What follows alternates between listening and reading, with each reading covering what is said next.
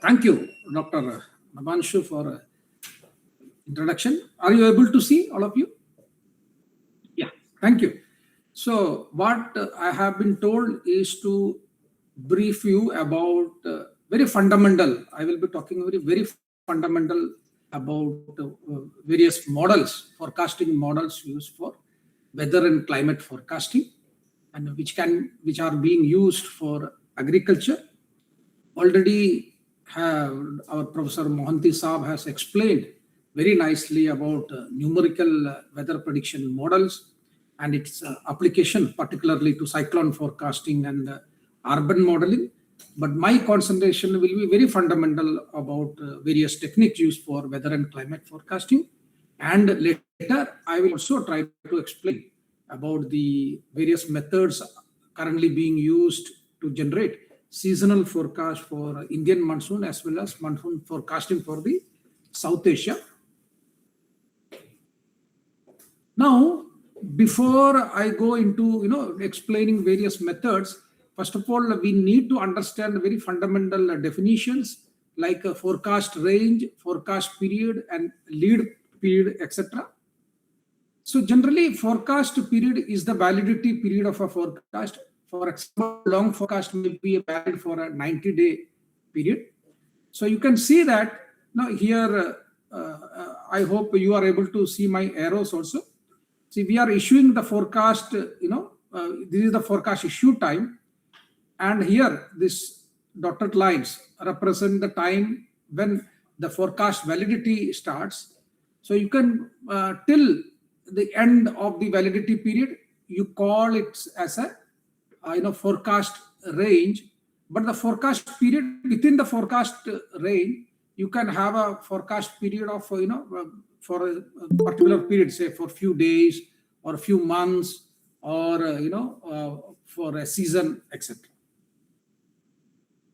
And this lead time is nothing but the time when the forecast issued and when the validity of the forecast, and the difference between this time and when the validity of the forecast starts. You can see here. So in this case, it can be 1 day, 1 month. I will give you some example later so that you understand more on that. So you can see that the forecast issue time till the end of for which a forecast is being issued, it is called forecast range. But within the forecast range, there can be forecast periods of different lead time. This will be, you will eventually understand after 1 or 2 slides more on this aspect. So you can see that, for example, if I am issuing forecast time is this one, and validity of the forecast starts here, dotted line. So this is called lead time. And if the forecast period will be from here to, for example, if I am issuing the seasonal forecast, monthly forecast, if you assume, if this is taken as a 0 lead time, and here, when you issue forecast time period, and this is the validity starts, if the difference is 1 month, we call a lead time as a 1 month, or if it is only 1 day, it is called lead time of 1 day. And then from here, if it is each intervals are of days, then if the forecast is issued for 5 days, then forecast period will become 1, 2, 3, 4, 5. So this will become a 5 days forecast period. If it is taken as a monthly, then this will become forecast period as a 5 month. Like that, you can interpret days or months or hours that will get changed. Okay. Now, based on the forecast period, that means for which period you are issuing the forecast, WMI has classified into various categories, which you already know. I'm just repeating only for those who are not, not having better understanding about this. Now, nowcasting means it is from 0 to 6 hours. If the forecast is valid for 0 to 6 hours, we can call it a nowcast. And again, lead time can be of 3 hours before you can issue, or you can issue immediately from the 0 lead time. Like that, the lead time also can be different. Similarly, short range, which is valid up to 0 to 3 days, are called short range forecast. And medium range forecast valid from 3 to 10 days. And extended ranges from 11 to 30 days. And long range forecast is more than valid for more than 30 days. I'm not going very detailed into that because I have to cover several slides. Now, if we come to long range forecast itself, there are various long range forecasts are there. For example, monthly outlook. Monthly outlook means description of averaged weather parameters expressed as departure from climate values for that month. That means it will be an average of the weather for that month is expressed as departure from the climatology. Whereas, in the short range or medium range, it is the absolute weather in particular day. What could be the rainfall or what could be the temperature, like that is being given prediction. But in the case of long range prediction, it is given as the departure from the normal value. Similarly, if it is a 3-month or 90-day outlook, that will be departure from climate values for that 3-month value. So that means this 90 period climate period can be for different period. Say, for example, 1971 to 2020, that will be 50 days period, or it can be 1991 to 2020, 30 years climatology. So if I am giving a 30-day forecast, say for example, June to August, then that will be this year, June to August, what is the average rainfall, and departure from that climatology for the same period, June to August period of 71 to 91 to 2020, that climatology. When you express it as a departure, that becomes a outlook. Similarly, seasonal outlook for a particular season. The season can be 2 months period or a 4 months period, depending on period to, in each place, the season can be of a different period. So you can give a forecast, for that particular season. But long range forecast, generally we express 30 days up to 2 years. If you give, that comes under long range forecast. Now, this is just an example for a long range forecast for a lead time of 1 month. And then you can see that seasonal forecast for one period, we call a forecast period of 1. And you can see that now it is for lead time, and next 3 months period, if you give a forecast, that becomes seasonal forecast 2 with a lead time of 2. And then next is of lead time 3 months and 3 months period of seasonal forecast. And the total extent of all the forecast validity is the forecast range for 6 months. So you are starting a forecast and giving for 6-month forecast. That moving 3 months forecast will become with a different lead time, 3 months forecast. So for example, this is the forecast issued for in February this year, and you can see that the total period up to October it is being given. So you can see that for MAM with a lead time of 1 month, 0 lead time, and AMJ forecast with a lead time of 1 month, MJJ forecast with lead time of 2 months, JJF forecast with a lead time of 3 months, JS forecast with a lead time of 4 months, like that up to October. So it's a forecast for, you can see that from May to October, almost 6-month forecast. Now coming to various methodology of issuing weather and climate forecast, there are several forecasts. So whatever various forecast methods are available, I have listed here. One is called the synoptic method. Generally, conventionally, we use by analyzing surface and upper air charts to identify weather patterns like fronts, cyclones, and relying on forecasters' experience. We know that particularly in the case of cyclone, which quarter of the cyclone, we know if a cyclone is moving right of the forward sector, you get the maximum rainfall, and when it will recurve, that will shift into the left forward sector. So like that, the forecasters know from its synoptic experience. Once you identify what are the weather patterns while it is moving, whether which part you get highest rainfall, whether you don't get you get less rainfall, etc.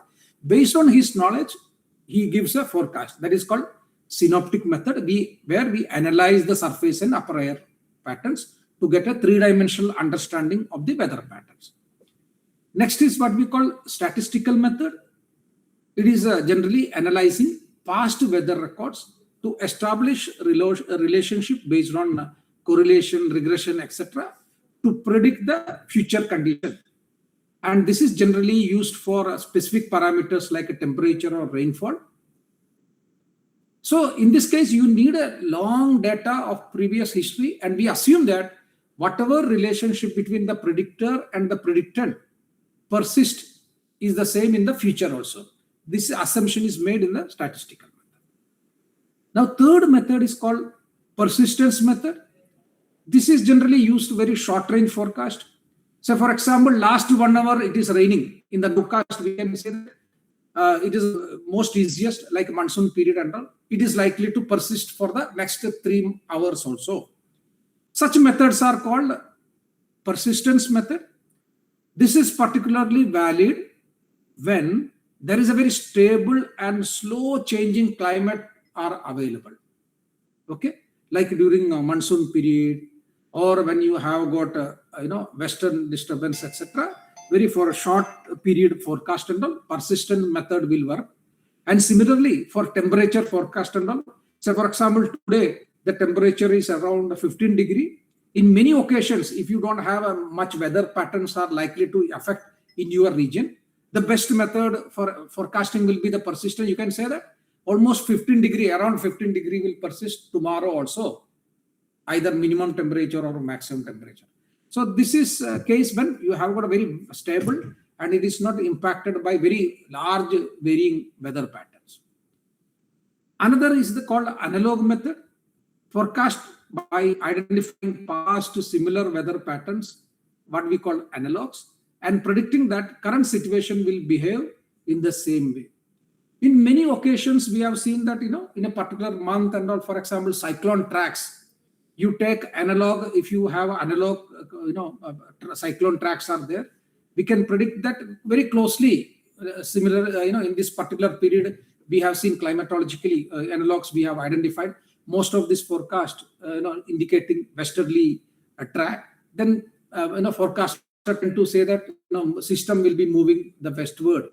Or if we say that, most of the analogs are indicating, recurving of the recurving tracks, the forecaster there is a much good possibility of a recurving. So this is about analog.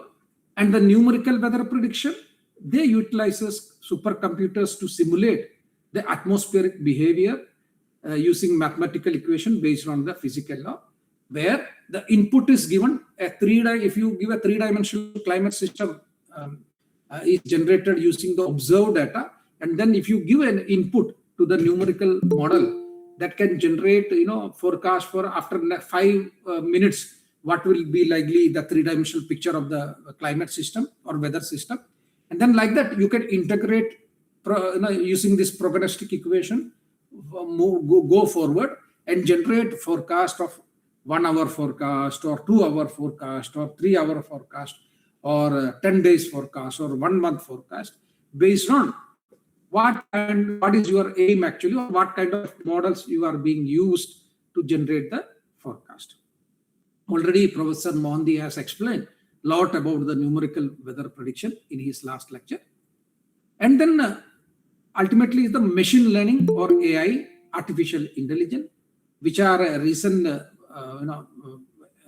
method, which are emerging data-driven methods using, for example, convolution neural networks and generative models for improved, fast and high resolution precipitation, particularly used in nowcasting method.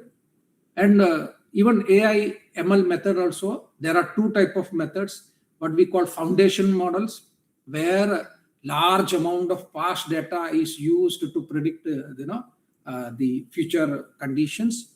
Or AI methods are also used to within the general circulation model to generate a forecast. For example, for AI ML can be used for data assimilation or parameterization, post processing, etc., as a part of general circulation model process to generate the forecast. In that case, it is called general circulation AI methods actually. So GCM AI. So there are various methods are being employed, but most popular is currently the foundation model. I am not going detail into that, just telling you what are the different methods available currently for weather and climate forecasting. Here, this tables provides you comparison of various methods like synoptic, analog, persistent, statistical, and how the approach is being done in each of them. What are the strength of each of the method, limitations, best use cases. Now you can see that in many of the methods, in like numerical weather or statistical method or all, you can have interpretation is easy. Like we say that which system has caused the rainfall, etc., how it is moving, etc. You get some idea. Interpretation has become easy. But method like AI and ML, they are like a black boxes. Interpretation is a difficulty, and similarly they need a huge data to test the method, etc. But at the same time, it can give you very accurate and very specific hyperlocal forecast can be generated by AI, and very fast forwarding fast forecast can be generated, and that can be updated very regularly. So this type of methods are very useful, AI ML, for nowcasting. But when you go to long range forecast, medium range forecast, some application can be done, but still these numerical models are still is very useful. So I will not go very detailed, because if I start explaining each of this method, I will lose most of the time. And similarly, in the last column, I also have given best use cases. That means where these methods are basically most important. For example, synoptic methods are very useful in aviation, cyclone warning, monsoon forecasting, etc.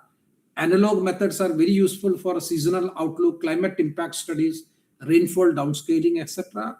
Persistence are very useful for nowcasting, short-term temperature.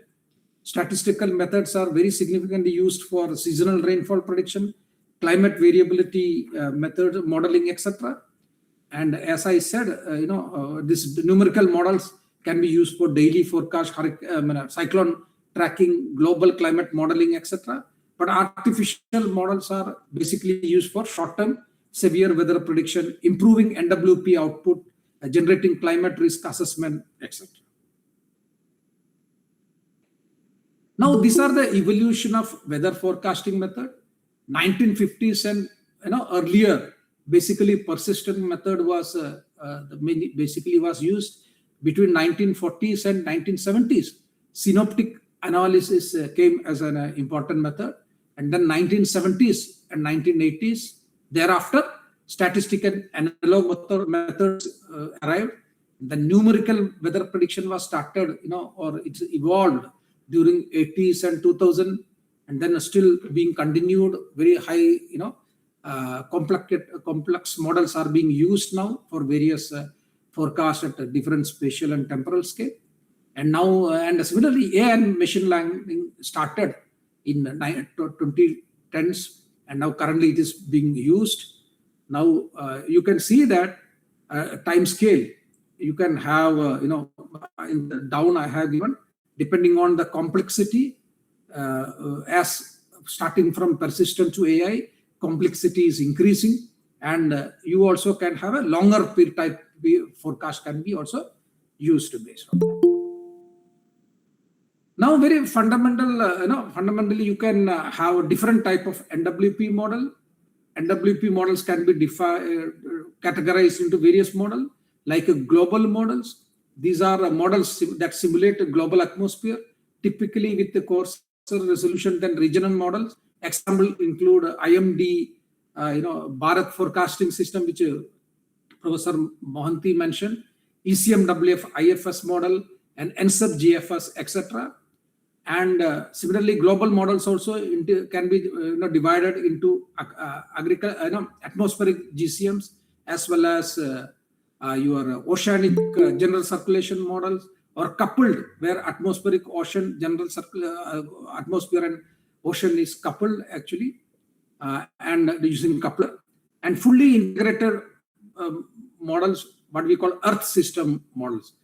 And there is also regional and limited area models. These models focus mainly on specific region, often with a higher resolution than global models. Whenever you need a very high resolution forecast, global models are very time consuming and computing intensive. So we can use, if you want to particular region, you want a very high resolution forecast are to be used, then based on global models is using given input is boundary forcing is given by global models, and regional models are being run to get a very high resolution model. Examples are WRF, weather research and forecasting model, which are flexible, widely used for research and operational forecasting. Cosmo, used by Europe for regional forecast. Harmony, Arome, high resolution model used in Scandinavia and parts of Europe. There are also very high resolution mesoscale models. These models generally focus very localized areas like city or state level, and used for forecasting of severe weather, thunderstorm, hurricane, and local phenomena. Example, HRRR, what we call high resolution rapid refresh model. They are used by US model. It is a particular US model updated hourly, excellent for short range severe weather prediction. Similarly, North American mesoscale models are there, which focuses on mesoscale weather events. Now, as far as IMD is using various forecast at various time scale and spatial scale, starting from 400-meter Delhi air pollution model, prediction model, to fog models used in Delhi, 1.5 kilometer regional model, like that. You have got various kind of models up to Earth system model developed by IITM. We have got a set of coupled model. The list I have given. Again, I'm not going very detailed into that. We have got models developed by IITM and NCMRWF model used by IMD for forecasting. You have got 4 models, for mesoscale model or regional model like WRF 3 kilometer, NCOM R model for 4 kilometer. Similarly, your ensemble prediction system of NCMRWF as well as WF model. And a medium range forecast, again, IMD global forecasting system updated 4 times a day. NCOM G updated twice a day. Global ensemble forecasting system twice a day. And NPS global, which is again 12 kilometer twice a day. I have not added GFS, BFS here, which is of 6 kilometer, again run updated twice a day. Extended range models are, forecast up to next 28 days. They are generally coupled model. Climate forecasting system, extended range for 38 kilometer resolution, 16 ensemble for members, updated twice a week by IMD. And similarly, NCMRWF modeling system of a range of 60 kilometer and 16 ensemble members, updated twice a week. Seasonal forecast, monthly and seasonal average. Again, it is a coupled model. CFS extended, 38 kilometer. and 20 ensemble members for 9 months are being used. And for a cyclone forecast, we use a hurricane model actually. Now, coming to long range forecast. So far I was explaining basically understanding about weather model. I will explain now basically on long range forecast. What are the various approach currently being used? Statistical models. Various countries within South Asia also are using this type of method. Statistical model, for example, multiple regression, canonical correlation analysis, artificial neural network, discriminant analysis, even ensemble forecast system of IMD also example for that. Under dynamical or numerical method, already I said SST forced, general circulation models are there. Coupled GCM models are being also used. And then hybrid, what we call statistical or dynamical model, whereby the forecasted output from the dynamical models are given as an input for statistical models, and that generate the seasonal forecast. And similarly, the multi-model ensemble, where ensemble forecast from various models are being used to generate based on statistical methods to generate the forecast. For example, power regression methods are also used. Multiple regression methods are being used, from the various method. Similarly, PCS, principal component regression method, they are also being used to generate the seasonal forecast, taking input from various models. Now, example in the statistical model, as I have already said, based on the relationship of a predictor variable with the predicted past relationship, and by assuming that the past relationship persists in the future, we project the predictor variable into the future to give a predicted value.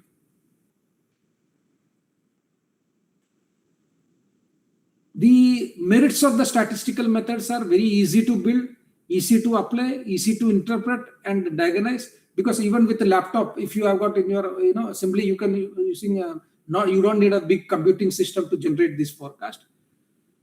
Whereas the demerits are not explicitly linked to physical process. We are just taking statistical relationship is there. Many times, just based on, you may not have big idea about how it is being physically interpretation are not there. Still, you can generate a forecast. If a background condition change, however, models may no longer give a good forecast. That means if you have a forecast generated, based on some 30 years method, previous 30 years, after 10 years, this model may not work better. So you need to update the model regularly. That is one issue. So, and similarly, different models are required for different season and different regions. Artificial skill, difficult to get true estimate of the skill. So depending on if you use a more number of predictors, artificially you may feel that the methods works well during the model development training period, but the same model when you use for future conditions, it may not have the same amount of skill. So that is called artificial skill. And similarly, most methods provide deterministic forecast. Earlier probabilistic method was not possible, but in recently, a new statistical model have been developed that can generate a probability forecast, like IMD's seasonal forecast system, ensemble forecast system, that can generate a probability forecast along with the deterministic forecast. Now, coming to dynamical and numerical model, already Professor Mangandi explained you a lot, so I will not go detailed into that. Just to say that here, the numerical models try to use general circulation models and take into account very complex physics of various aspect of in the climate system, like its interaction between cloud and radiation, precipitation and evaporation, and heat and salinity exchange, cloud system within the atmosphere, absorption of various radiation, atmospheric interaction, land and atmosphere interaction, land and ocean, ocean and atmosphere, like that. So there are several aspects has to be taken physically, simulate based on mathematical equation to generate the future forecast in the future. This is the typical case where initial conditions are given in the model and boundary condition. In the case of atmospheric model, boundary condition has to be provided. And in the future, time t+1, you can generate the forecast, and using the prognostic equation, you can go forward. So this is just for example. If you give a starting input is given, initial state is given, based on time evolution, you get a new state at t0 delta t time. What is the state? And then similarly, you just using progressive equation, you go forward to generate the forecast. Now, what are the merits and demerits of the dynamical models? Merits are that they take into account the non-linear atmospheric process, which was not possible using the statistical method. They are very extensive observational database is not required to generate a prediction. If you have input data of particular day or last few days, if you can get, you can generate the forecast because already physics are inbuilt there. Not limited by non-stationary or climate or by extreme or unusual outcomes that may not have occurred in the available historical record.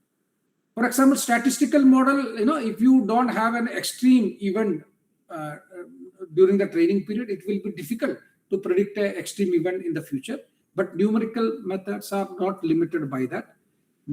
Dynamical model can offer forecast at a spatial and temporal resolution, which users demand. Only thing, you need a good computing power. The forecast can be updated at required frequency, but the demerits are dynamical models are very complex and can be expensive to run. So if you don't have enough computing power and enough power in electricity, etc., you cannot run because electricity bill itself become very costly to run the general circulation models. And there are difference between analysis and real-time initial state because in many within the globe, when you take observation, there are large area where observations are not available. Particular areas, for example, like areas where civil war is going on, the observation, meteorological observation may not be possible. For example, currently, in the north, that in many parts of the globe, war is going on. So in those aspects, you will miss a lot of observational data because of that. And when there is a large data sparse region is there, there can be, imperfect assimilation can happen because of lack of observation. And this error will actually cause small error in the initial state can cause a large error in the forecast. Similarly, in the model also, because of the error in the physical system, that can generate, cause error in the forecast. So both this initial as well as model imperfection can cause error. Coming to ensemble forecast prediction, instabilities and feedback, at work in the atmosphere, so-called what we call a chaotic process, because most of the physical aspect in the atmosphere, they are not deterministic. This is just to show, the chaos in the evolution. I have shown multivariate ENSO index for 7 strongest El Nino event. You can see that, during December-January period, they were all starting initial point were all very close. But as the time moving, you can see that the difference of the state of each of these El Nino events are large, variation you can see. So this can cause actually, since there can be variation within the ENSO mechanism, within the system, climate system, they can cause large error, and that can generate a large perturbation in the forecast. So to take into account those type of chaos or error within the initial state, ensemble predictions are also being used, whereby you give a forecast slightly different from each initial condition to generate the forecast, and taking into account all those forecasts, and ensemble average of those forecasts can generate a approximate ensemble average, and also the spread can give you to generate the probability of the forecast at a different forecast range. Now, this is just an example of deterministic and forecast, probabilistic forecast. You can see that JJA 2026 of ECMWF forecast. You can, as per this forecast, it is indicating that over Pakistan and nearby Northwest India, a forecast can be, ECMWF is giving below normal rainfall forecast. Along with that, it tells you that below normal forecast has got the highest probability, around almost 70 to 100%. And also it is also indicating that Indonesian region, also there is a strong probability of below normal rainfall. And rainfall forecast also are indicating that, mean precipitation anomaly deterministic forecast as an ensemble average also indicating that there can be, almost 200 to 100 millimeter rainfall will be less than normal during that period.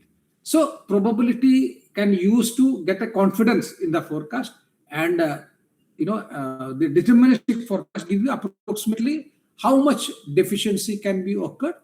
And this is possible this year because of the possible El Nino which are brewing slowly.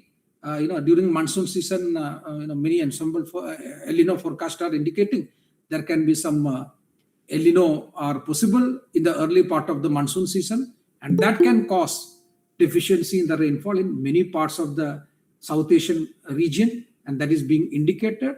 Whereas in the southern part of the country, you see that region you have got above normal, and also in some part of you have got in the northwest Pacific, there is above normal rainfall is possible.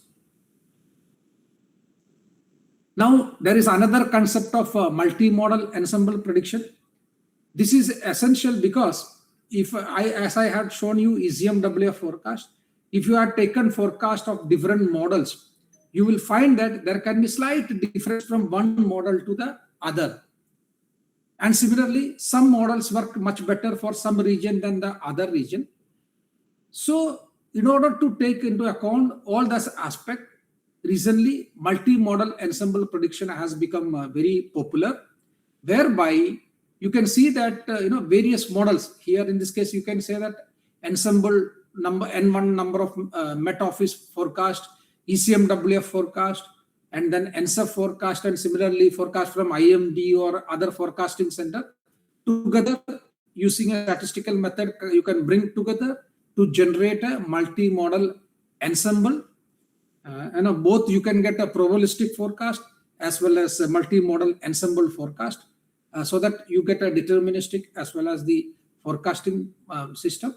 And this gives you, by multi-model ensemble can give you much better measure of uncertainty in the future atmospheric model. So you can see that one, from the same initial condition, one model, set of a model, you give you one picture, and another model, you can see that blue color, gives you a future scenario different. But you get a large, much more this area, both models are common. So this is much probable conditions in the future. So multi-models can give you a more measure of uncertainty and what is likely better outlook in the future. So this is an example of IRI multi-model probability forecast for May, June, July, as well as June, July, August period. So this multi-model ensemble in the next 3 months are May, June, July, based on current method, are indicating lower level. You can see that southern part of India, Sri Lanka, and this part also, including Indonesian region, are below normal. Whereas during June, July, August, this Indo-China region are improving the rainfall activity. But in this part, most of the South Asia as well as Indonesian region, this model forecast are indicating below normal rainfall. So this type of idea you can get based on the better idea about using multi-model ensemble forecast. The benefit of MME methods are the ensemble spread is increased relative to the individual model ensemble. Thus, the observed outcome more frequently falls within the range of the forecast solution provided by the ensemble. The multi-model provides a filter for the more skillful individual model. The best model will vary with the season, variable, region, etc. Thus, the strength of the individual models are exploited in the MME, improving capabilities for global seasonal forecast. But however, if you are generating a forecast, for a particular region, it is very essential that you identify models which are the best for your region and then the MME. You don't need to use all the model available. Whereas when you generate a global forecast, it is advisable to make use of more models because each models are good for certain region. And benefit derive mainly from the use of additional model, but also from the increased ensemble size. So multimodal help you to have a more number of ensemble as well as more considering more model physics also. Now, once that I have explained you very fundamental, I will quickly move to about a seasonal forecast in the South Asian region. When I discuss the history of the India, it is also valid for entire South Asia also. Now, as you know, I will not go very detailed to the history. I will give more importance to the recent method, but I will quickly mention historically in the LRF in India. The forecast was started by Henry Blandford, who was the Director General of IMD that time, which includes Pakistan and large part of the our South Asian region. And he generated tentative forecast based on a statistical method between winter and spring snow cover. Thus, the forecast started 1886. First observational forecast was issued 4th June 1886. Thereafter, various scientists improved the forecast using statistical. However, the Walker between 04 to 24 introduced the concept of correlation of LRF operational forecast for all India and further improvements were done in 1922. Whatever Gilbert given for all India, as well as he divided India into 4 homogeneous rainfall region: Peninsula, Northeast India, Northwest India. And this 4 model or 5 models were continuously used up to 1887 to generate the forecast for Indian monsoon. However, if you observe the forecast, skill or performance of the forecast between 1932 to 1987, you will see that the peninsular India almost, there was a skill was almost flat. There was not a good skill, though Northwest India slight improved, but forecast was not very good. Large spread you can observe. That is why in 1988, again we went back to this for all India forecast, and that came, the 16 parameter model by Gavarkar and all was used. So basically, initially we were using average forecast for all India, but then slowly in 1999, again operational forecast for after looking into the success of all India forecast, country was again divided into Northwest India, Northeast India, and Peninsular India, and then slowly in 2007 we have started issuing the forecast for 4 homogeneous region. And almost you will see that in the other parts of the South Asia also similar development has been taken place. And one of the good statistical models were operated during 2007 and 2020, what we call ensemble forecasting system of IMD, and that gave you a good forecast, particularly during 2014 and 15, when we had a very continuous below normal rainfall or deficient monsoon. This forecast helped government to plan very well, and particularly for agriculture, the loss of crop yield was reduced significantly. Economic loss to farmers were decreased slowly because forecast was issued well in advance, and this helped the government to plan its activity, thereby reducing impact of monsoon below monsoon rainfall on the agriculture. So this is just a good success story of seasonal forecasting in India, which we can highlight. And later we had published the comparing to our IMD model compared to the private, how it was performed. You can see that in spite of 2014 was below normal, IMD went for deficient monsoon in 2015, where was most of the other models, and particularly the private forecast, were giving a normal or above normal forecast. And this showed actually this statistical models was very much able to predict accurately. And statistical models also to some extent large spatial scale, spatial distribution also it could predict. But the demand was very high resolution forecast, district, you have got high resolution forecast, region wise forecast of a seasonal was required. That is where we also, along with the statistical model, we had gone for seasonal forecast initially with the help of Indian Institute of Climate, Indian Institute of Science.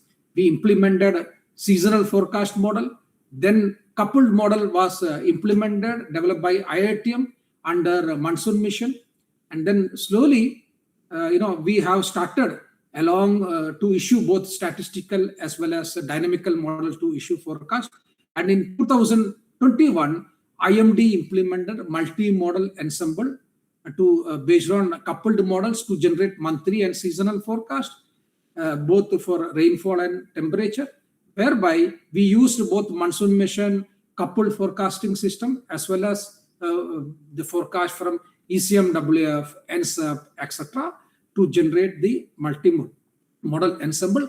Currently, this model, multi-model ensemble, being used operationally for to generate monthly and seasonal forecast for both rainfall as well as temperature over the country.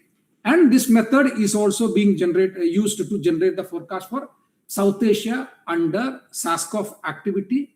And this method is also being used by various, because we have trained all the countries within the South Asia how to generate a multi-model ensemble.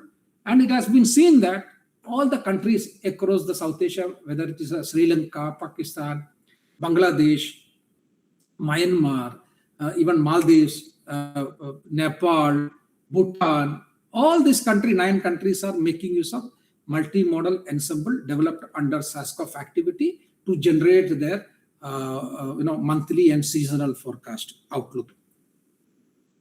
Now this is just a current strategy being used for long range forecast of a monsoon in the country. We generate the first forecast in the April, where we give a all India average seasonal rainfall along with the spatial pattern of probability forecast for the season for the entire country.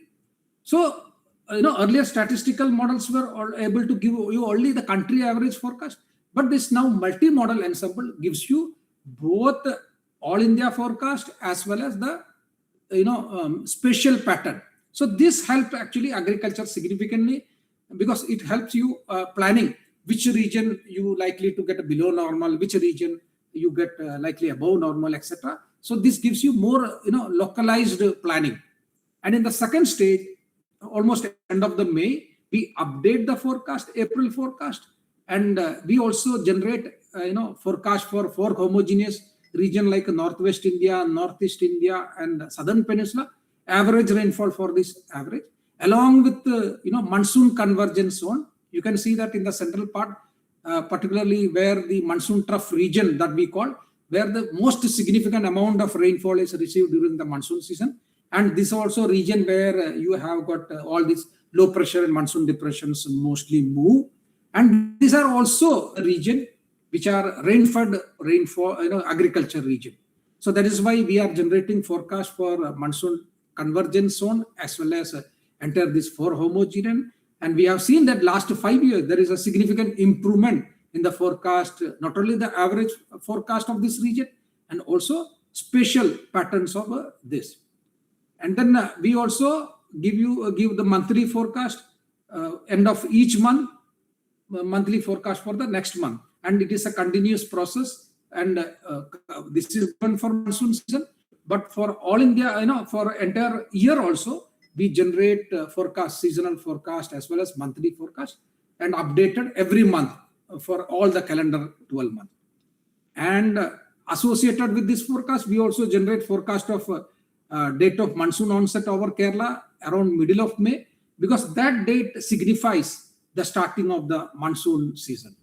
Similarly, we also generate large scale process like El Nino, La Nina, Indian Ocean Dipole every month for the next 9 months. This is just a performance, so I will not go detailed into that. It is shown that the multi-model ensemble works better than the individual model as well as the seasonal ensemble forecasting systems, the statistical forecasting system. That's why we started using a multi-model ensemble. You can see that the 14 and 2015, as I said, the deficient monsoon period, we can see that this is the observed rainfall, and this MME could very well, generate the spatial distribution as well as over the Indian region, how the below normal rainfall could be predicted correctly. And when it is 2019, relatively much better forecast were there in 2019 and 20, above normal rainfall in many parts. And you can see that multi-model ensemble could generate, very close to the observed category. And, this is about 2021. For our forecast was 99 of LPA and observed rainfall, and forecast was 98 and 101, which is very close to our forecast. And also you can see the spatial pattern also almost matches with our forecast. This is almost the case with 2022, 23, and 24. You can see that large part of the country received above normal, and our prediction both in May, April and May also could predict. And 108 was average rainfall predicted, when I observed, and we had predicted 106. And even 2025 also, we have above normal prediction could be done very correctly. Now, if we compare, it's compared to 80, 84 and 24 period, compared to the previous 18 years, we will see that there is a significant improvement in the seasonal forecast. And in addition to that, we also could correctly predict that 2014 and 15 drought years and recent 24, 25 above normal rainfall indicates that this MME as well as the seasonal forecast system of the country is working well, and it has improved significantly recently. And there is almost 25% reduction in the absolute error of the seasonal forecast. These are various other forecast, seasonal forecast provided by IMD. And this is coming to regional climate. I will also quickly move to what are the various seasonal forecast products available in our regional climate center Pune. We generate a global monthly and seasonal forecast, ENSO and IOD forecast bulletin every month, seasonal forecast outlook of rainfall and temperature over South Asia updated every month, consensus forecast for South Asia under SASCOF, weekly forecast for rainfall and temperature for the next 4 weeks, a regional atmospheric reanalysis data over the Indian subcontinent, and high resolution simulation of 20th century climate variation. And all these are readily available RCC and also made available to all countries across the region. Now, this is just a progress of the seasonal prediction method within the SASCOF. You can see that during 2011, we were just giving demarcating regions of above normal, below normal within the South Asia. But after 2016, you see that we are giving now forecast, every 25 kilometer or every 1 kilometer, 100 kilometer, 1 by 1 degree, you can see. Now this is the method being generated. So along with, there has been significant improvement. We starting with just a region of demarcation of below normal, above normal. Now you get grid-wise above normal and below normal along with the values of probability. So there has been also significant improvement in the seasonal forecast within the South Asia. You can see that 2021, our forecast came very close to the observed category. The same is with 2022, 23. You can see that in northeast and northern part, in many region, we had given below normal rainfall, and the same thing was observed. This is the case for 2024, above normal rainfall over large part of the region, except in the northeastern region and northeastern part of the South Asia, where many parts of below normal has come. That is being predicted correctly. So this is just a conclusion. I will not go detailed into that. You can just read. I will submit the PPT to the those who are conducting this to Chattopadhyay to circulate to you. If you have any quick question, I'll be very happy into that. Thank you.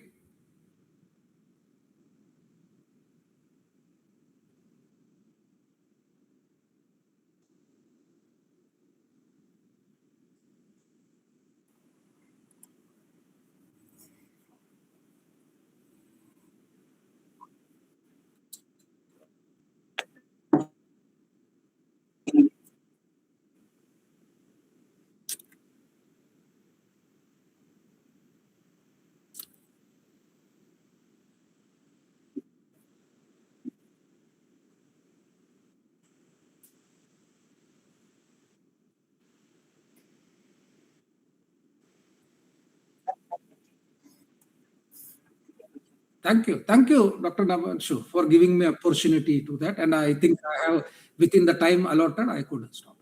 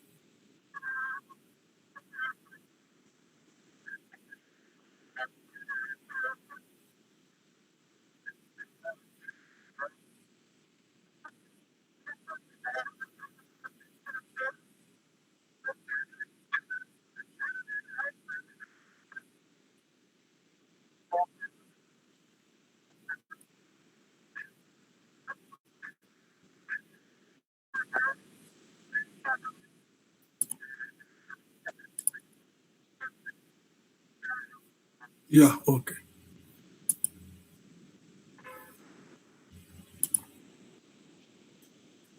Can you see my slides? It is moving. Okay, okay, okay. So this will be my topic: operationalization of sub-seasonal forecast and agromet logical advisory services, particularly based on extended and sub-seasonal forecast. So for the background, as you know, I am mostly concentrating on India, but it can be applicable to South Asia also. So for India, it is only 2.4% of total land area, and it is supporting 18% of world's population.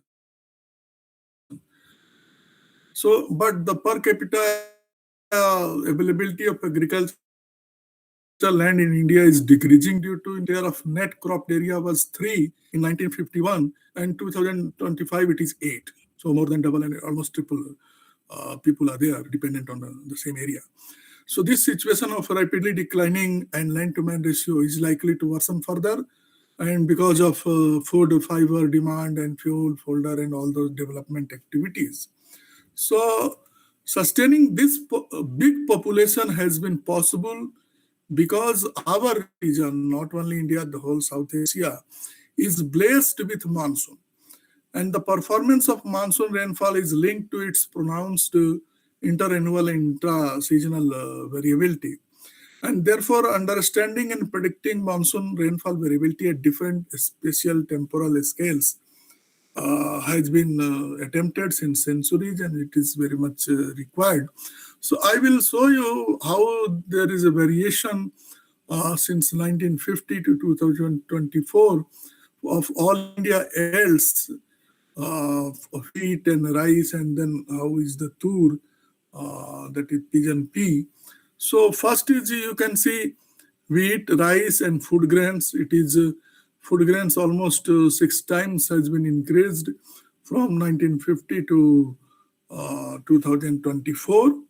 But if you see the tur, that is pigeon pea, that has not increased. The yield has almost at par at 1 quintal. Of rain-fed farming have hardly increased, and there is a need to increase the productivity of these areas, rain-fed areas, and we can keep a target from 1 ton to 2 ton per hectare in next 10 years. So, what is the role of monsoon in the Indian agriculture production? So, most dominant factor in determining the rain-fed agriculture production, not only in India, in the tropics, is variability of climate and particularly rainfall. And the interannual variation of rainfall in the growing season is known to have a large impact on the production. And the relationship of food grain and India as a whole and summer monsoon is basically coming from that rain-fed agriculture area, cultivated area. So this is what you can see from 1950 to 2024. The top one is rainfall percentage anomaly, and this is the yield per kg hectare. So whenever there is monsoon is having some deficient or less than normal, you can see that there will be dip in the uh, yield per hectare. Though there is an increase almost more than 5 times from 1950 to this. So atop of this increase, there are dips into this, and that is related to the performance of monsoon. This is a seasonal performance of monsoon. But the intra-seasonal rainfall variability is also very important. And what is that? That growth stage risks. So whenever there is a early rain and deficient early rain, so this will lead to poor sowing, then flowering, and so these are the timing problem, flowering and grain filling. So at that time, critical water demand period, and if there is a prolonged break, this will cause a severe stress. And also the maturity and harvest, if there will be excess rain, that also will create the problem. So, and the pattern is very, very important in the intra-seasonal pattern. So, if the ideal pattern is frequent, moderate rain intervals aligned with crop stages, this ensures best physiological growth. But if there are breaks of more than 7 days, this depletes soil moisture. And if intense active spells are there, this leads to waterlogging. So both of these will risk to our food production.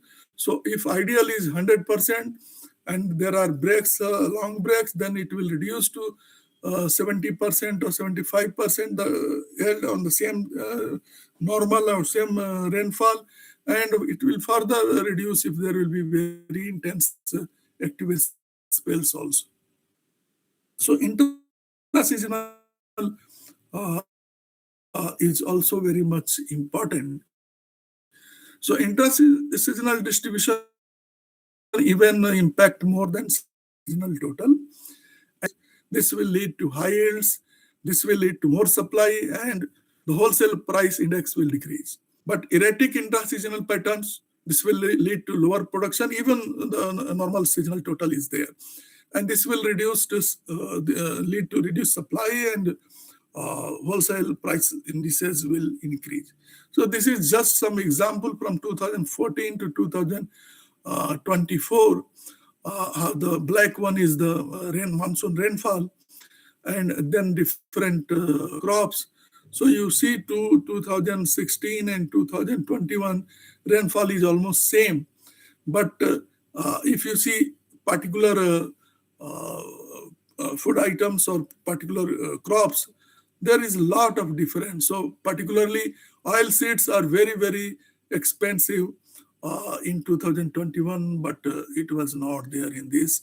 And this pulses were very expensive in 2016, but not that in 2021, even though the monsoon total is same. So this is the impact of inter-seasonal variability.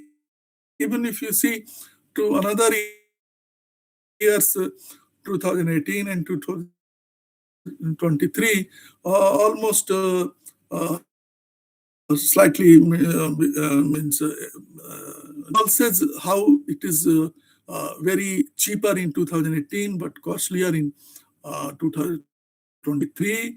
And condiments and spices are very costly in 2023 and less costly in 2018. So these are some impact of intra-seasonal variability. And now on the top of this, frequency and intensity of extreme weather, which is heat waves, heavy rainfall, tropical cyclones, coastal marine hazards, and strong winds, they are increasing. And we need better vulnerability and exposure is on rise in all the sectors, be it energy, water management, food energy, food security, industry, health, urban areas, transport. And therefore, there is a need for better coping mechanisms on this. And in such a scenario, prediction of extreme events becomes challenging, which affects management of water resources, agriculture, infrastructure in terms in lives of millions over South Asia. So some extreme events example I can give you impacting agriculture. This is in 2023 August. There was monsoon was not good. So one farmer spent 50,000 INR on water tankers to keep his cotton crop alive. But days before the harvest in October, much of his crop was damaged by heavy showers. So one extreme heavy rainfall has damaged all this. So he lost much of the money. Then again, another cotton farm yielding neglected since September 2013. The plants failed to develop because they cannot develop. Rainfall was not good in the critical development time. So this is another damage. Farmers collecting plantains from their destroyed field in Kozhikode. Within just 4 days of onset of monsoon, in the first week of June 2025, nearly 2,000 farmers who had taken a seasonal farming in hopes of a good harvest during the Onam, and they lost significantly, and total damage for the district was in 3 crores. And this is another for potato plants in Punjab, Moga, where the cold wave and this has impacted. This is again in Maharashtra, Chief Minister Sindhe, Agriculture Minister, and Deputy Chief Minister that time.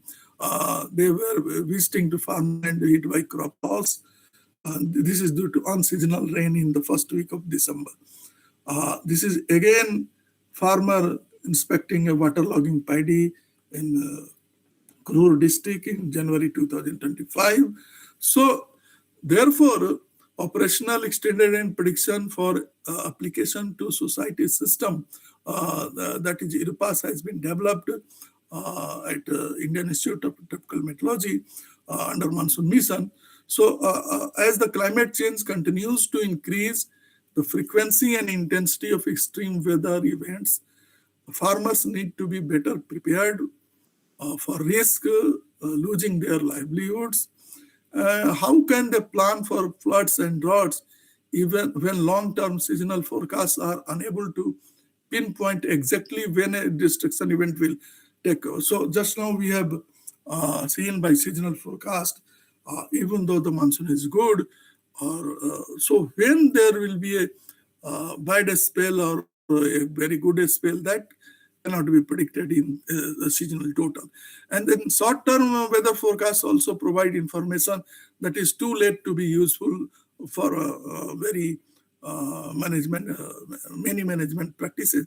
So sub-seasonal weather forecast on a time scale of 2 to 4 weeks, that will offer a potential way forward. And then IITM has developed a sub-seasonal forecasting capability since 2011-12 and was subsequently involved with the World Meteorological Organization sub-seasonal to seasonal prediction project. And there is still much to learn, but reasonably accurate forecast up to 30 days in advance every week are possible. And then since 2016, it is operational at India Meteorological Department. So thus the forecast of weather and mean seasonal outlook is helpful, but insufficient for effective management of operations in various sectors, particularly agriculture, irrigation. So the need of forecast of various spatial scales. So already you have seen seasonal forecast by Dr. Pai, how it is useful for planning, readiness, and strategic planning, and how nowcasting of from 3 hours to medium range forecasting up to block level is useful for operational farm application. But extended range forecast 2 to 4 weeks at district and sub-divisional level, that is very, very important for preparedness and tactical decisions, and that will ultimately in the planning. So therefore, there is a need to bridge the gap between weather and scale and seasonal scale. And this is S2S project by WMO and initially by IITM also.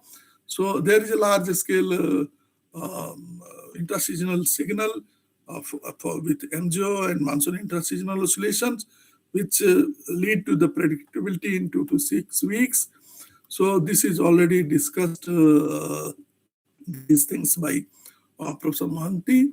So WMO has initiated sub-seasonal to seasonal project, though it started before 2016, but finally it came to existence in 2016 to 2023. Then the new, after 2023, since 2024, sub-seasonal applications for agriculture energy based on the same sub-seasonal forecast is started. Now the new one is implementation plan is being written.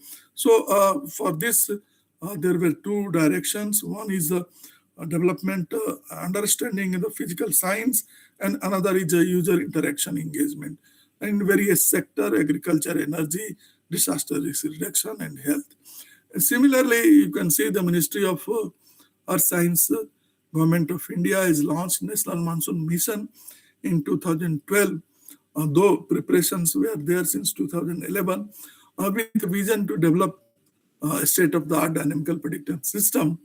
And this National Monsoon Mission, IITM has collaborated with NSEP and various MOES organizations, and CFS-based forecasting system and GFS-based has been developed for different range and particularly for extended range. So these are the, one is the observation monsoon online, then short range prediction to medium range prediction, extended range prediction, seasonal predictions, all are there integrated in monsoon mission.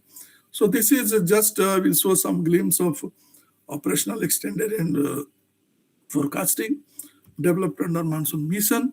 So this, when we started in 2011, some CFS version 1 and with control, and then subsequently CFS version 2 was slightly better in 20-day lead.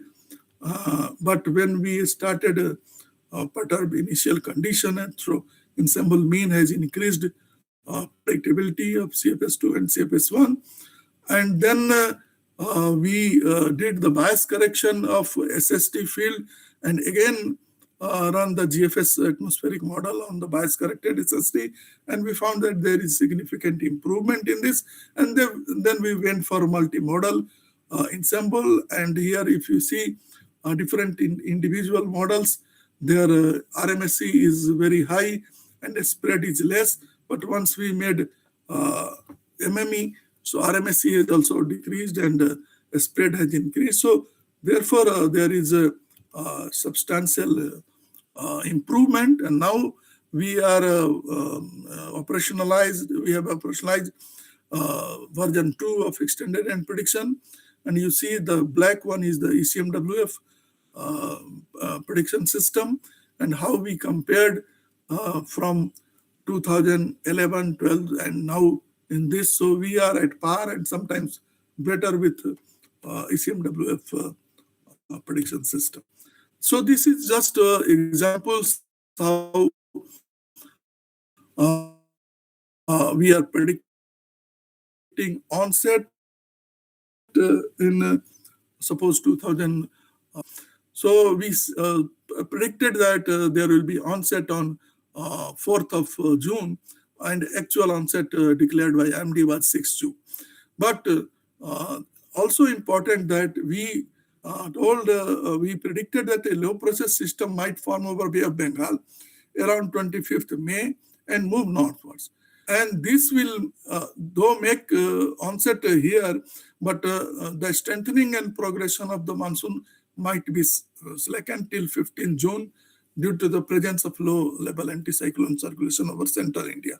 So this was based on 16th May. Then again, it was updated on 5th June. And there also you will see the rainfall would be confined to the west coast up to 20th June. And only after 20th June, the rainfall progress will be there in the center. So the delay in the progression was well predicted even 1 month in advance. So these are the customized forecast products which are now developed from ERP version 2. So one is monsoon ISO forecast, where MGO and MISO both forecasts are being given. Then we are also giving the probability of heavy rainfall event and heavy rainfall also. Then heat wave, different probability, and how in different weeks how the hot spots are changing. Then percentage probability of occurrence over 5 zones, and then region-wise, subdivision-wise, active break and normal situations. Then cold wave also. So, and many more cyclogenesis and other things are also there into this. So now I will present how the agromet advisories based on this extended and prediction has been evolved. So we produce forecast for weekly accumulated rainfall anomalies, probability of above below normal rainfall, a spatial distribution of dry and wet spells, maximum and minimum temperatures anomalies, heat wave, cold wave probabilities, standardized precipitation SPI for drought monitoring, and additionally following forecast may be generated for agroclimatic. So this is grid wise, but agroclimatic zone wise also this can be generated, and also weekly week wise soil moisture anomaly maps and extreme unusual rains and wind anomalies also can be generated. So I will show evolution of this agromet advisory based on this. So this is one example of fortnightly 15 days experimental extended range weather forecast. And then based on that, there will be agricultural advisory.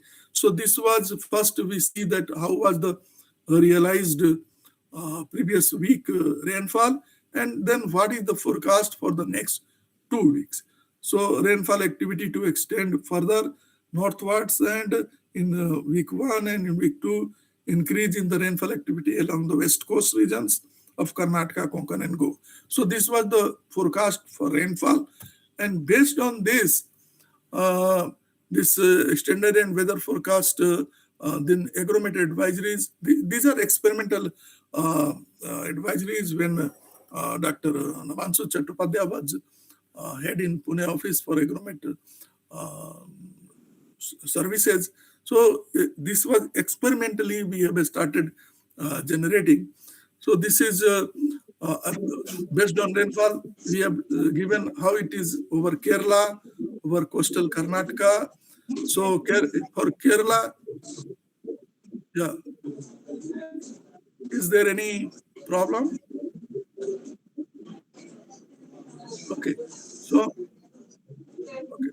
So for Kerala, nursery sowing of Viripur rice and new planting of black pepper, ginger, turmeric, and vegetable crops may be continued. And transplanting of Viripur rice may be started from second week of June onwards. For Karnataka, for Konkan and Goa, for northeastern states. So state-wise bulletin based on the rainfall and temperature forecast were started in 2023. Then this is another example of National Agromet Advisory Services when ICAR has also started participating, and this is operationally it has been now given because this extended end system was operational in 2016 in IMD. So operationally this has been, before this it was experimental, then operationally it has been given.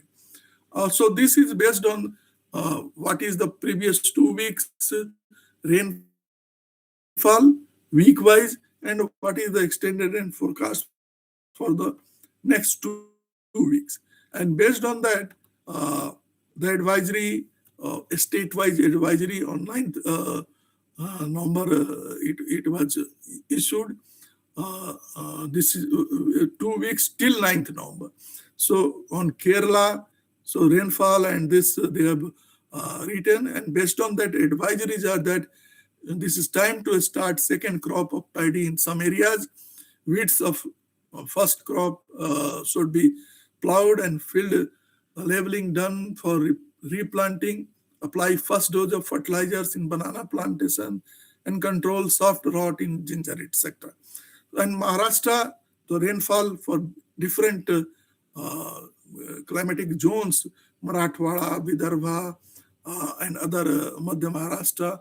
So based on that and Konkan, they have given advisories what to do with different sunflower, sorghum, and cotton, and all these things, how much fertilizer and these things have to be given. So this is in 2017, and this is January 5, 2026 forecast. Based on that, advisory has been issued. So here is the top one is the realized for 2 weeks from 18th to 31st, and here is the forecast from 2 to 15th January, and based on that, and then there is a minimum temperature and maximum temperature, and right side is the strategic agricultural planning advisories has been given for Kerala, for Tamil Nadu, for Karnataka, and all other states. And from this these are national level National Agromet Advisory Services Bulletin. And based on this, on different states, they issue for their state particular how is the crop in their state and in which district and what. So they further uh, uh, refine it for their state. But as a whole, this is issued as a national advisory. And then a strategic agriculture planning based on rainfall till 15th January. So agromet advisory, how it is given that how you will spray the ethanol and other, all these things when you have to, relative humidity is increasing, so what to do and all those things. For pest disease and everything, advisory is being issued. Now, this is how IMD is issuing. So IMD real-time extended and forecast based on ERP version 2 from IITM, and this is implemented in IMD. And this forecast is based on 11th March. So some this valid for 13th March to 9th April. So atmospheric and oceanic initial conditions we are taking from INCOIS and NCMRWF, MOS institutions, and the model is being integrated with different convection and microphysics and 18 ensemble members, and we are processing at 50 kilometer by 50 kilometer, and some variables are 25 kilometer by 25 kilometer also. So this is the rainfall forecast for 4 weeks in the left, and the anomaly for the 4 weeks in the right. Similarly, this is the maximum temperature forecast uh, where we have done bias correction. Actually, if you see the rainfall forecast, it is available for all South Asia and all globe. But when we see the maximum temperature, it is only for India, because the model has a strong biases in predicting temperature. So, and we have only this climatology, observed climatology for Indian region. So therefore, we have corrected the bias, and this is the bias corrected forecast, and right side is the anomaly forecast for maximum temperature, and same thing is for minimum temperature. So this, based on this forecast, actually today the agrometeor advisories should have been issued. Maybe it will be issued slightly late, but based on this, the national advisory is not available currently. Now I will show you the different management practices, how they impact on total food grain production. So from 1950 to we have taken 1969, because this was just traditional agriculture.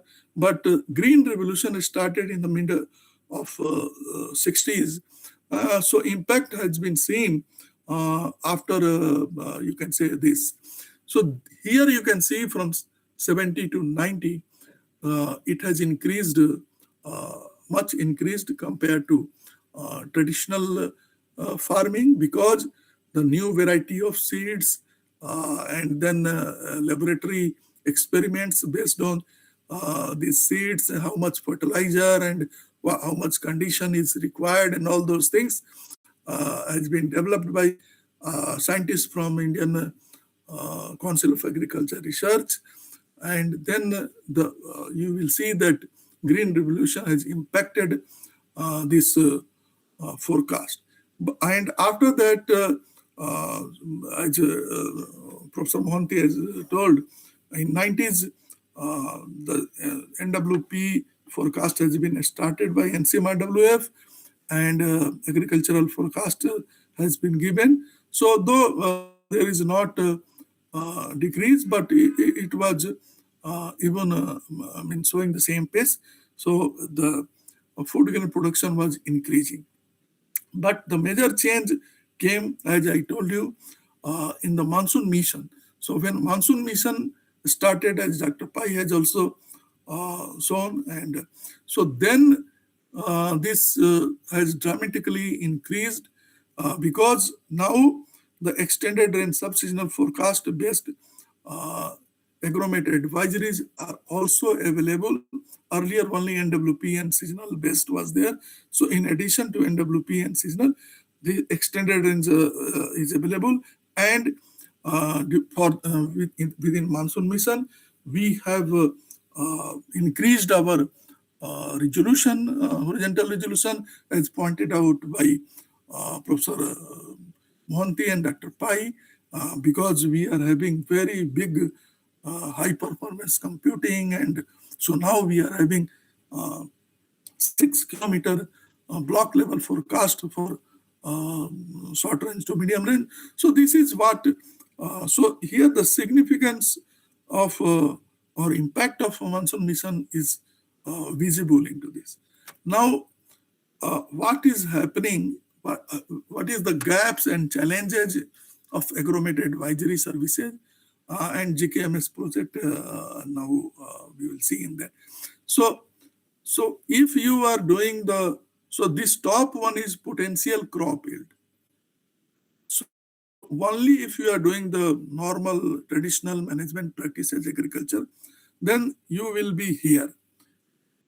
But when you are using green revolution and all those things, so you will go there, strategic planning using this, but still there is a gap.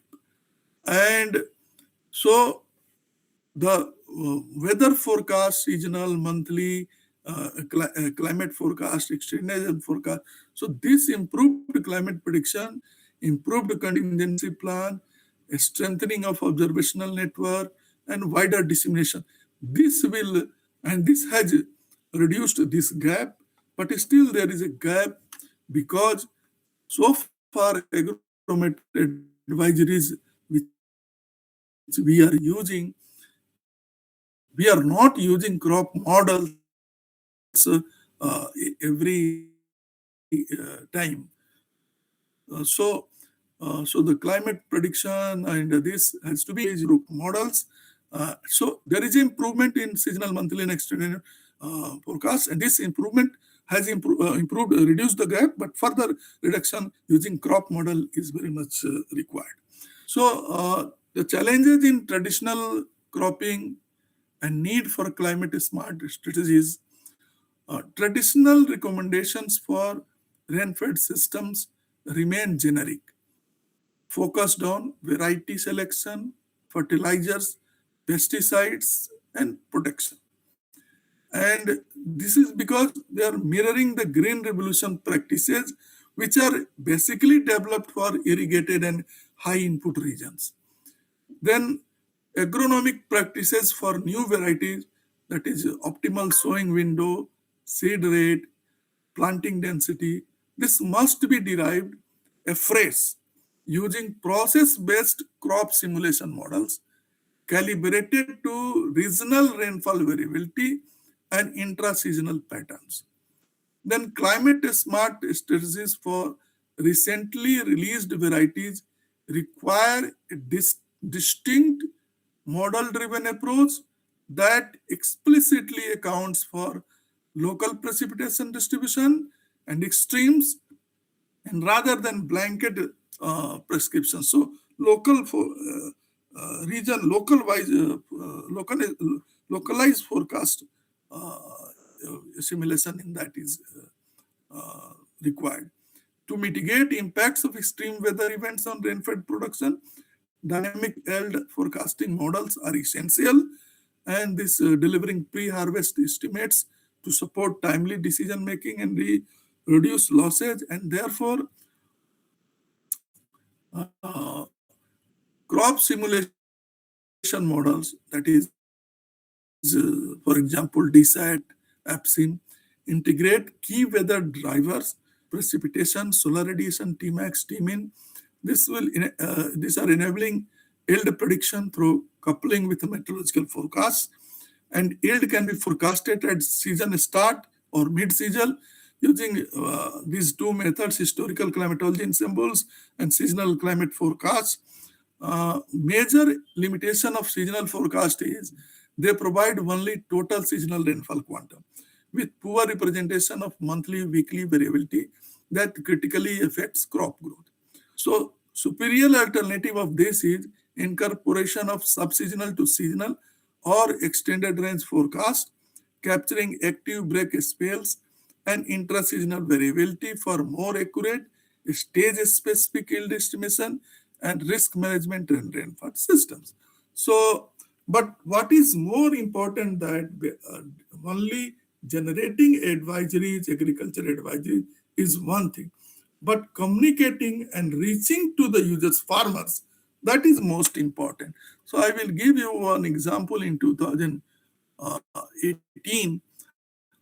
This was the rainfall map, initial condition from 6th to June and 8th to 21st June.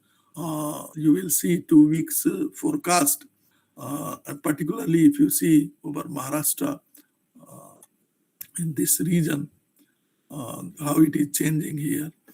So So advisory for sowing was, even though there was sufficient realized rainfall during first 10 days of June, fulfilling the criteria for sowing, based on extended and forecast, farmers were advised to wait for sufficient rainfall to undertake sowing. So similar advisory and similar situation was there in 2017, and advisory was given like this only.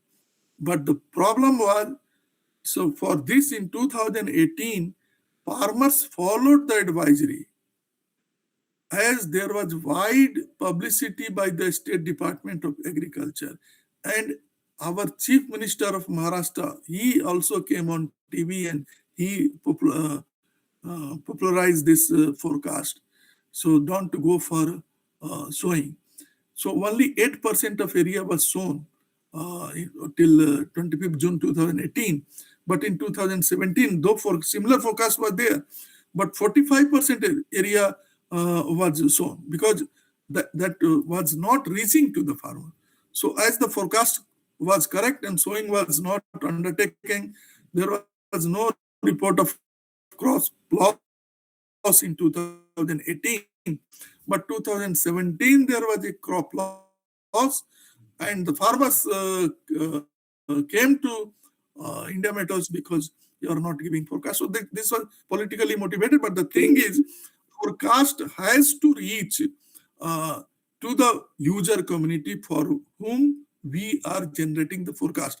Otherwise, our all system, it is good or very good and excellent, but it is not utilized by the farmers, then it is of no use. So I will give you some examples of research undertaken, which can be further taken forward. So from our group in collaboration with IIT Bombay, IIT Gandhinagar, and University of Hyderabad. So these are some. So we developing a unified irrigation advisory using. So we took for grape farmers, and using satellite and extended and forecast and all those things. This paper was published in Climate Services 2022. Water savings with irrigation water management at multi-week lead time using extended and prediction. And we showed that without loss in crop, up to 20% of water was saved when we used this strategy in grape region in Maharashtra, Nasik, this thing. Then another district to sub-district scale optimized irrigation. This was in West Bengal. That was also so. This research for water management, it has pilot project has shown that yes, it is possible. Then the multi development of with IIT Gandhinagar multimodal based hydrological outlook for India, and then University of Hyderabad Kharif rice yield. This is for IITM Kharif rice yield prediction over Gangetic based Bengal using ITM IMD extended and forecast products. So this we shown that in the crop model, if DSAT model, if we are using different stages, extended and forecast, how you can give a yield forecast in a better way. And then value addition in forecasting. This is University of Hyderabad for Kharif rice. And then usability of Dr. Chattopadhyay has written this article in 2018 itself, that what is the usability of extended and seasonal weather forecast in Indian agriculture. So these are some results. So the conclusion and key insights on monsoon, rainfall, agriculture, and forecasting. So first thing is food security reliance on climate. So South Asia's large population sustained by monsoon, food production highly weather dependent, and amid rising extreme events. So declining land to man ratio is major threat to the food security, and this is due to increase in population and our development activities and need of energy. And the predictive needs is there. So essential to understand predict monsoon variability at multi-scales, spatial temporal to boost rainfall productivity. Current practices favor irrigated regions. So using this, you have to change your practices also. And intra-seasonal over is very important over seasonal, and they impact more. So rainfall distribution matters more than total. So evenly and timed with crop stage, this will give high yields, increased supply, and decreased wholesale price indices. And erratic patterns, even with normal totals, reduced production. This will lead to reduced production. This will lead to supply shortage, and this will lead to uh, wholesale price indices increase. So ITM's an IMD forecasting system. ITM is a binding which is now means operationalized at IMD. Since 2011-12, we have started this, and after that, WMO S2S project also started. So we predict weekly rainfall anomalies every week for the next 4 weeks, above and below normal rainfall probabilities, SPI drought monitoring, onset and progression of monsoon, dry and wet spells distribution, maximum temperature, minimum temperature anomalies, heat wave, cold wave probabilities, cyclogenesis, extreme precipitation, etc. So the MOS initiatives has visible impact, and this can be seen in the trends in India's food grain production since 2012. So impact of National Monsoon Mission forecast, best agronomy advisory services is seen. So modeling for resilience, that is crop simulation models, they have to be integrated with weather drivers and S2S and ERF forecast, and they can capture active break spells for precise stage specific yield prediction and risk management.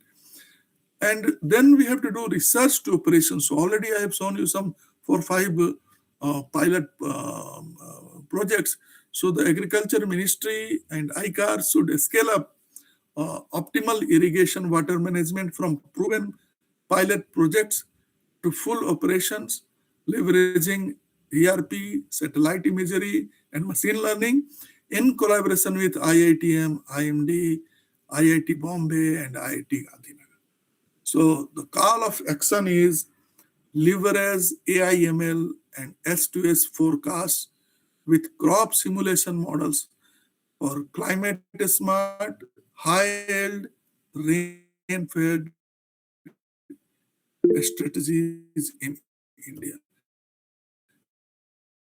Thank you.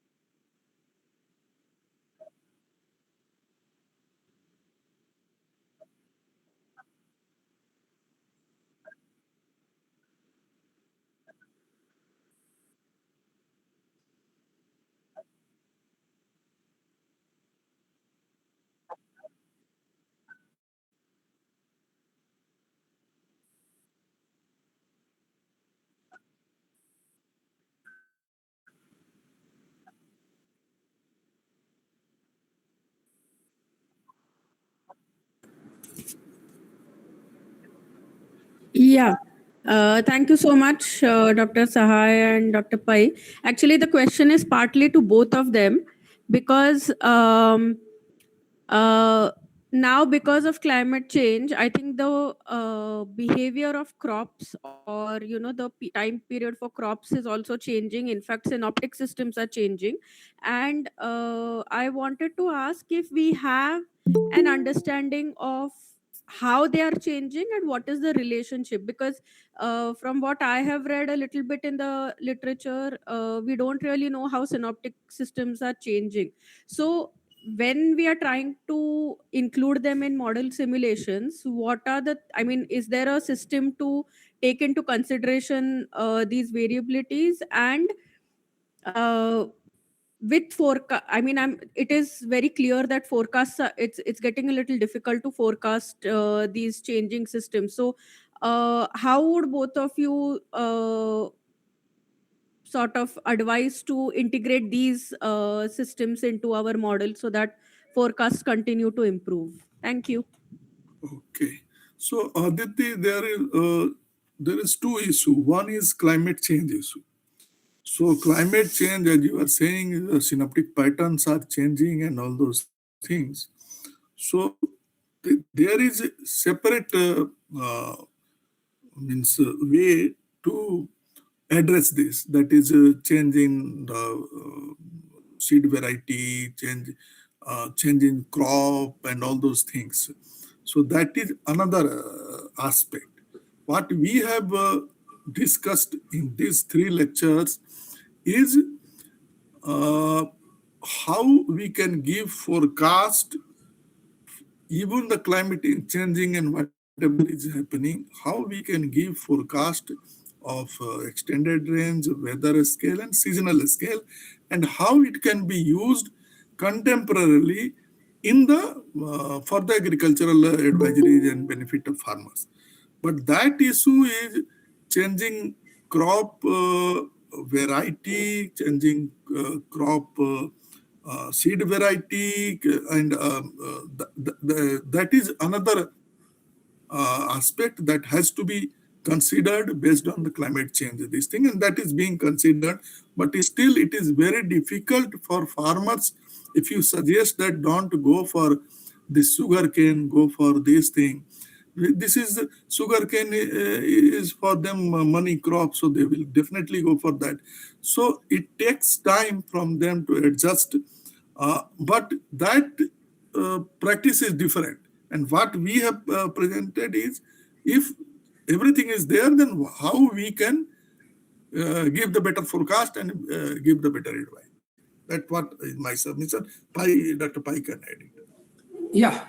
See that climate change scale and extended and seasonal scale are entirely different. Okay, so since we are not, very long range forecast is not being done, seasonal or extended, whatever input is given data into the model, that actually takes care of the current thing. So therefore, even in spite of climate change and extreme events are changing, increasing weather pattern, the current models takes care of all that. So forecast models takes care of that, and everybody is aware of the changes. So accordingly, farmers are also very intelligent. Actually, they are aware of changes and what action to be taken. Only thing that we have to correctly, for 1 month, 1 week or few days forecast, we can indicate which models are, as many people have discussed presentation, significantly improved in recent years.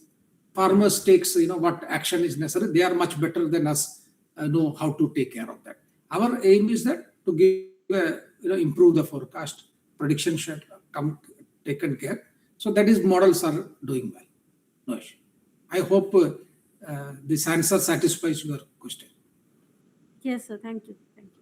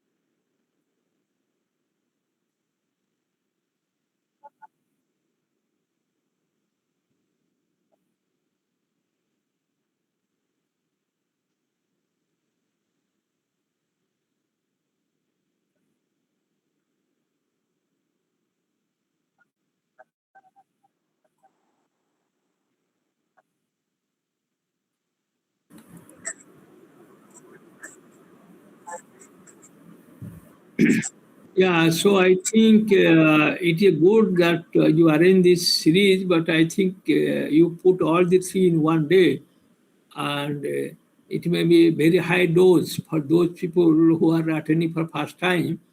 But one thing can be done: you can share our presentations to them, give them week or two, let them go through that, and in the first week of April, you can keep a queries from them after going through our material, because otherwise it is very big capsule we have given, which is several lectures we have combined together and put few slides. So we'll share our PPTs. You give to all the participants and give them 2 weeks time. Let them go through at the leisure or with their other engagements. Then perhaps in first week of April, you put a date where three of us again will meet and let them ask all their queries they have. And we can refer to them also some of the books, references. That is what I feel, but I feel my colleagues, Dr. Pai and Sahai, Dr. Sahai, both of them also can give their opinion, but I feel that it is good that at least you have 30 participants remaining till the last presentation. That is a good thing, more than 30, 40 or so.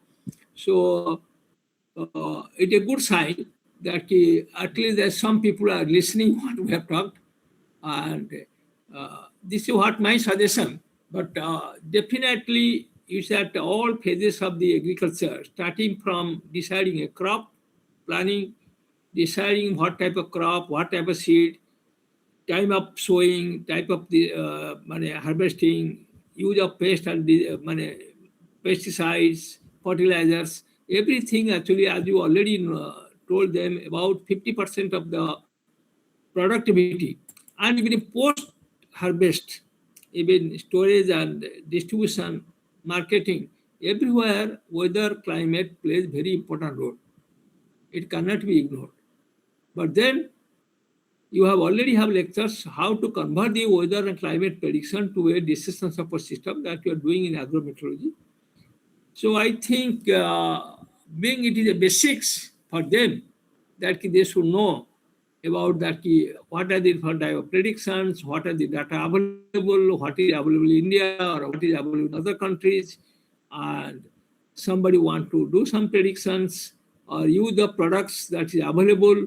So that things may be useful for them, because most of the observation predictions are available on websites, internets, and they can use those products and come back with their queries and other things. And I think we'll be most happy to help them whatever possible way.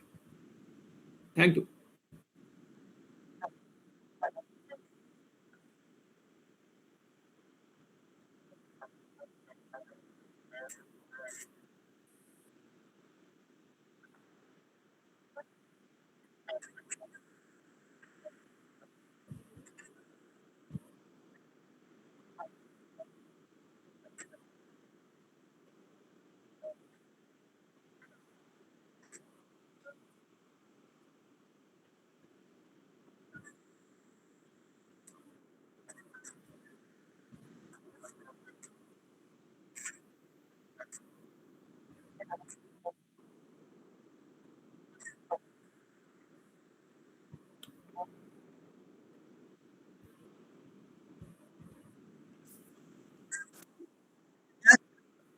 Yes, sir.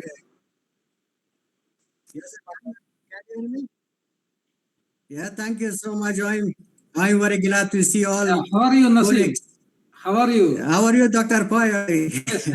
After a long time, I have seen. Yes. I also met you after a long time. Yeah, thank you so much. Good afternoon, colleagues. I would like to thanks for organizing this weather forecast for agriculture. It is actually more important for Afghanistan people. And inshallah, tomorrow our colleagues will present some presentation what we need for Afghanistan. And also some colleagues from Ministry of Agriculture in Afghanistan also joined to this meeting. I'm very glad. Maybe they need something tomorrow. They will also present from our side. Thank you so much, Dr. Pai, for our colleagues. They organized this meeting and also this lecture series. Yeah. Dr. Vanshu, I just want to add that, just to tell everybody that currently forecast, whether it's a short range, medium range, extended range, or seasonal, they are all working well. But the most important thing is that how to reach this forecast and advisories accordingly to the farmers. Yeah. That is the challenging and in right time. So in many places, including India, you will see that reaching this information to that level and the form and the language in which the farmers are required, that is where we have to work more. In fact, the forecasters things has improved, and how this information to convert into usable advisories. So we lack that Yeah. agricultural, capability. People working in agrometeorology or agriculture, they have to interpret this forecast and best to convert that to transform that into advisories and reach that timely to the forecasters. I think that will be the big challenge. Yeah, it is more important. Yeah, thank you so much, sir.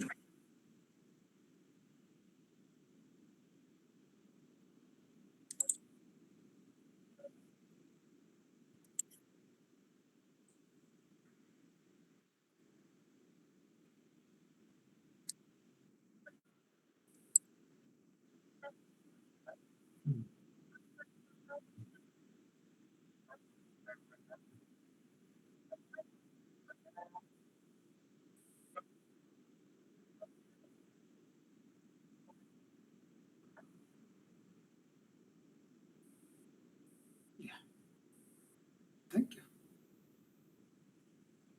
Thank you, sir. Then.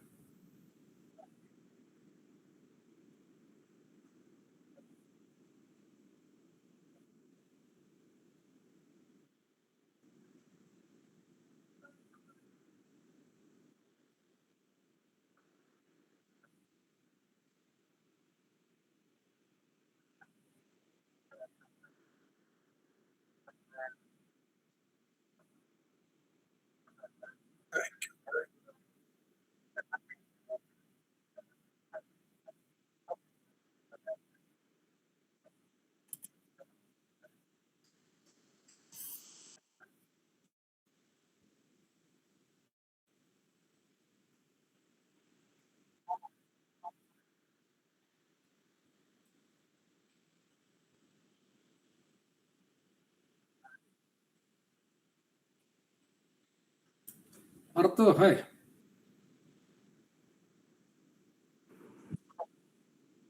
Yeah.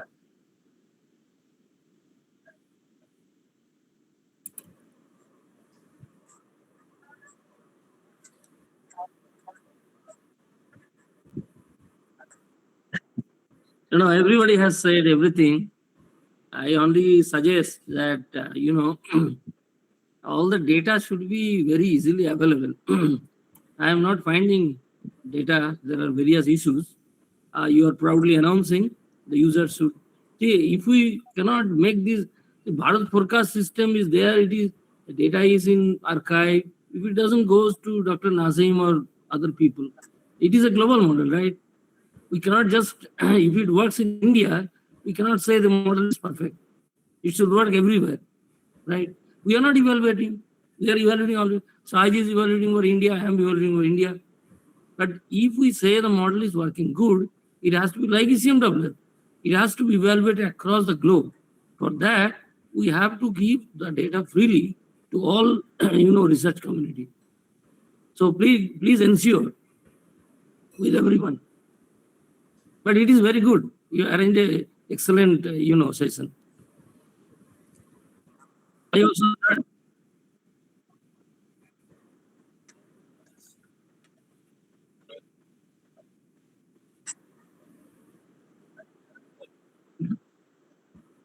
yes.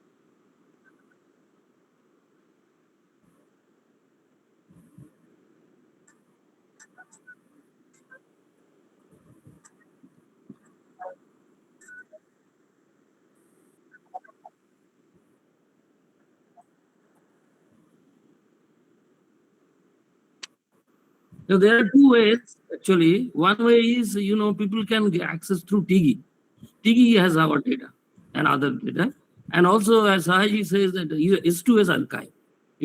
These two places people can freely, okay. But, we have so many, as Sahaji showed, we have now every day IMD is adding more, interesting products, like, so that needs to be evaluated by across the globe, all the users, all the stakeholders. Then it makes any sense. Otherwise, that's my submission. Good, excellent.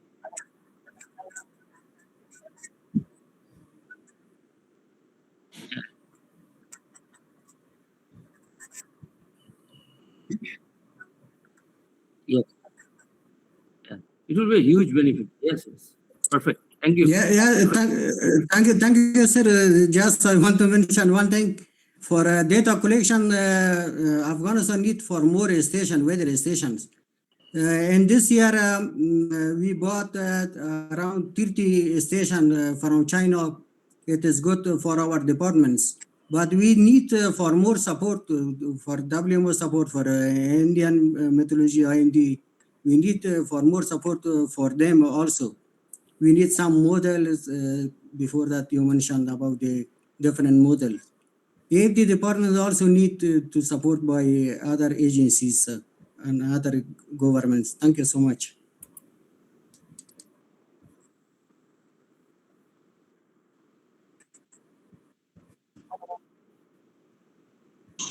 Yes, sir. I can hear you, sir.